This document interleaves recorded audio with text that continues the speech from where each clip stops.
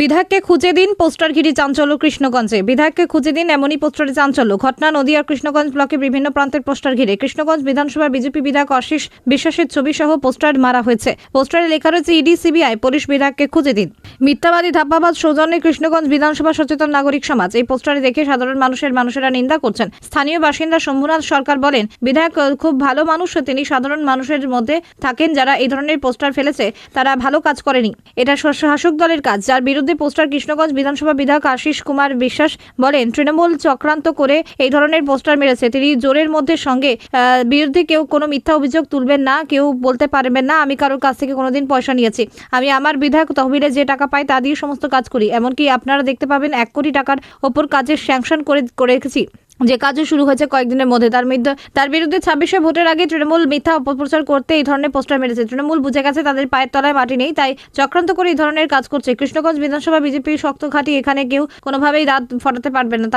তারা বুঝে গেছে এখানে বিজেপি জিতবে, তাই চক্রান্ত করে এই কাজ করছে। পাশাপাশি তিনি বলেন, 26শে বিধানসভা ভোটে বিজেপি ক্ষমতায় আসছে তা বুঝতে পেরেই সাধারণ মানুষের মধ্যে বিভ্রান্তি ছড়ানোর মধ্যে এই কাজ করেছে।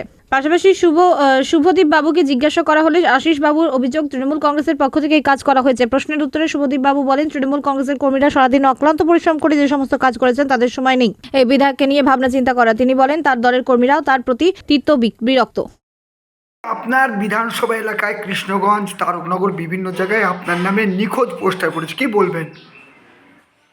দেখুন, যাদের চোখে ছানি পড়েছে, যারা কানে শোনে না, তো তাদের তো এটা তো বলতেই হবে।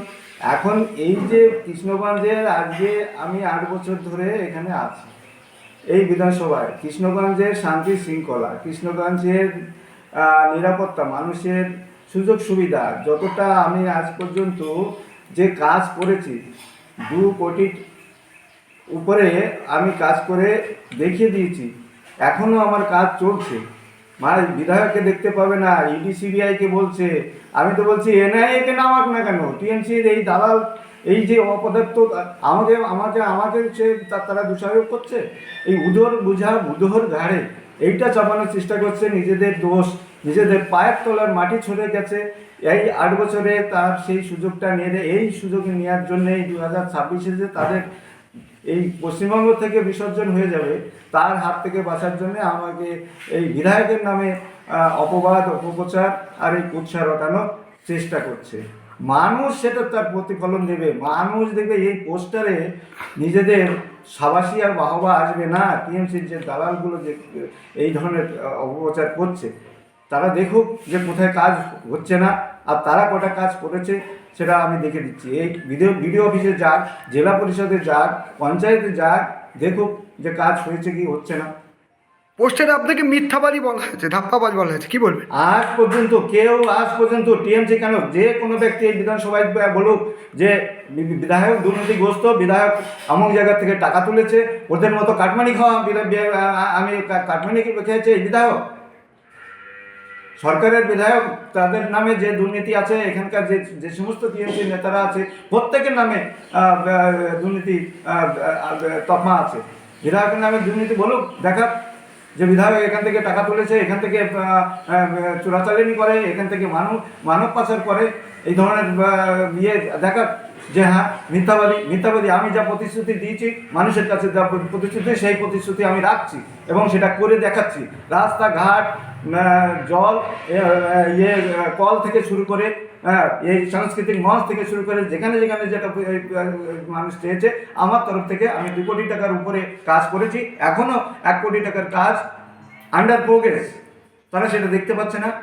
অপবাদ দিয়ে বিধায়ককে দাবানো যাবে না। বিজেপির এটা ওয়াকাত। আমি সেই বিজেপির সেই নীতি নির্ধারণ আদর্শ নিয়ে আমি সততার সঙ্গে এই বিধানসভা দেখাশোনা করছি।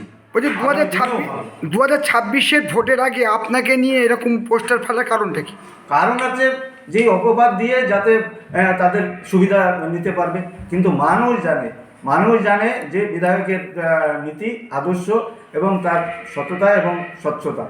কারা এই পোস্টার মারতে পারে বলে মনে হয় আপনার? একদম টিএমসির এই তাদের পায়ের তলায় মাটি নেই, তারা জিততে পারবে না। এবারেও কোনো ক্যান্ডিডেট দিলে, অনেক ক্যান্ডিডেট দিয়েছে, তাবড় নেতা দিয়েছে, ওই মানুষ তো তাদেরকে গ্রহণ করেনি।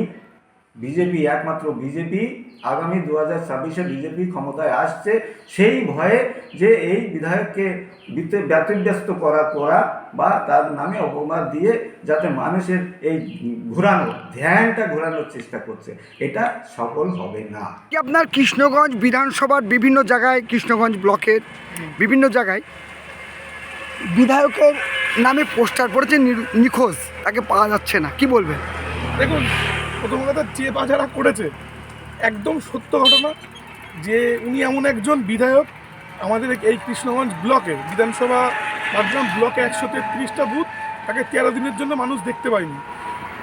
প্রথম কথা, মানুষ তো তার প্রতি বীতশ্রদ্ধ, অসন্তুষ্ট অবশ্যই, আর বিজেপি কর্মীরাও তার প্রতি অসন্তুষ্ট, কারণ তাকে বিজেপির মিটিং মিছিলও দেখা যায় না, সেটা তাদের অভ্যন্তরীণ বিষয়। কিন্তু সাধারণ মানুষ যারা সামান্য ছাত্রছাত্রীরা তাদের স্টাইপেন্ডের ফর্ম ফিল আপ সই করতে যায়, তাকে পাই না। এলাকায় এই এসআইআরের মধ্যে একটা আবহ গেল, তাকে মানুষ দেখতে পায়নি, কোনো উন্নয়নমূলক কাজে দেখতে পায় না, বা কোনো সাহায্য তার কাছ থেকে পায় না। এই যে আপনি 26-এ নির্বাচনের আগে এই ধরনের পোস্টার, উনি অভিযোগ করছেন শাসক দল অর্থাৎ তৃণমূলা করেছে। শাসক দলের অত সময় নেই যে বর্তমানে যে সরকারি প্রকল্পগুলো হচ্ছে তার কাজ করবে না আশিস বিশ্বাস এমনি ভাববে। শাসক দলের এখনও অত খারাপ অবস্থা হয়নি যে আশিস বিশ্বাসের মতো লোককে নিয়ে পোস্টার মারবে। আমাদের বিরোধী দল বিজেপি এবং সিপিএম এদের বিরুদ্ধে আমাদের আন্দোলন। আশিস বিশ্বাসকে আমরা বাড়তি গুরুত্ব দিতে নারাজ, তার দলের লোকেরাই তাকে গুরুত্ব দেয় না। তাহলে এই পোস্টার মারতে পারে কারা বলে মনে হয়? আপনি ভালো করে তদন্ত করে বা ক্ষতি দেখুন। আমার মনে হয় ওদের কর্মীরাই ওনার প্রতি বীতশ্রদ্ধ, তাদেরই কাজ এটা ঢাকার জন্য এই কথা বলছে, শাসক দলের উপর চাপাচ্ছে।